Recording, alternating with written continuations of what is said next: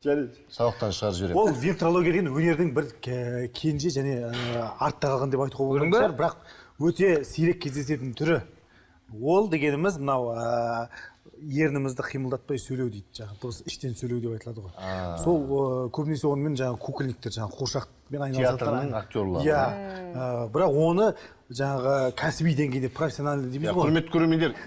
Бұл жаңағы өте аз болғаннан кейін, жаңағы қиын өнер болғаннан кейін, бұнымен өте аз адам айналысады. Бұның жаңағы қиындығына шыдап, уақыттар керек та, 1,5 жылдан 3 жылға дейін уақыт жаңағы меңгеруге сондай уақыт кетеді. Сондықтан дәл қазіргі таңда мынау жер шарында 7 миллиард адам болса, содан 7 миллиард адам ішінен 50 шақты ғана адам профессионалды түрде айналысады. Сен қазір яғни ерніңді қимылдатпай сөйлей аласың ғой, Әрине сөйлей аламын. Қимылдап жатыр ғой. Сөйлеп тұрмын ғой. Шығармашылыққа керек. Жоқ, қалай айтып көрсетші? Өзі концерт жайлы өйстіп айтып. Жоқ, ол жерде мен қолымда маймылым болды. Мен алып шықтым ғой жаңағы соны. Сөйтем де, сәлем достар, қалайсыңдар, жағдайларың жақсы ма? Жақсы, өзің қалайсың? Жақсы, сен не жаңалық? О, Қайрат, қалайсың? Қайрат осындай қуыршақ болады ол жерде. ауырады. Кішкене ауырады. Оны кейін, просто ол концерт не болды жаңағы? Сәл халықпен таныстыру болды да. Тамаша, құрмет қошеметтеріңіз міне. Шынымен де Айтып біткен жоқ қой. эстрадаға жаңа жанр алып келіп жатырсыздар ғой, енгізіп жатырсыздар. Күрескімге отыр дейді. Ол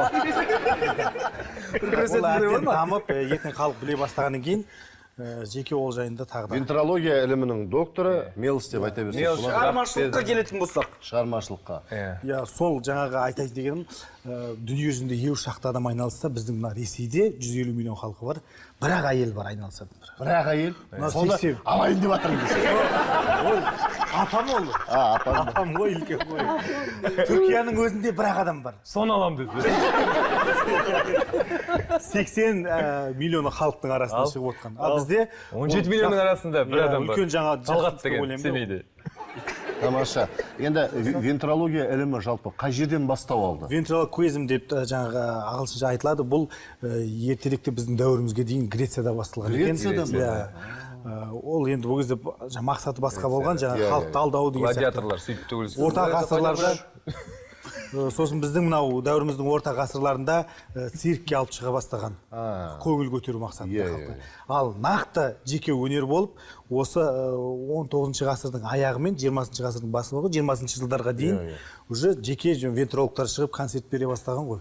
Қазақ даласына вентрология қашан келе бастады? Осы 17 өтірік сұрақ қойып кәдімгі жауап беріп жатыр. Сен мазақ қылып отырсың, сен дұрыс емес сөйлетіп тұрсаңыздар, ішіне толып кетті. Жоқ, Қазақ даласына 2019 жылы 17 наурызда келді. яғни мен алып келдім десеңіз. Құрмет қошеметтеріңіз Мелске өте жақсы түсіндіріп беріп жатыр. Вентролог. Вентрологиядан басқа тағы бір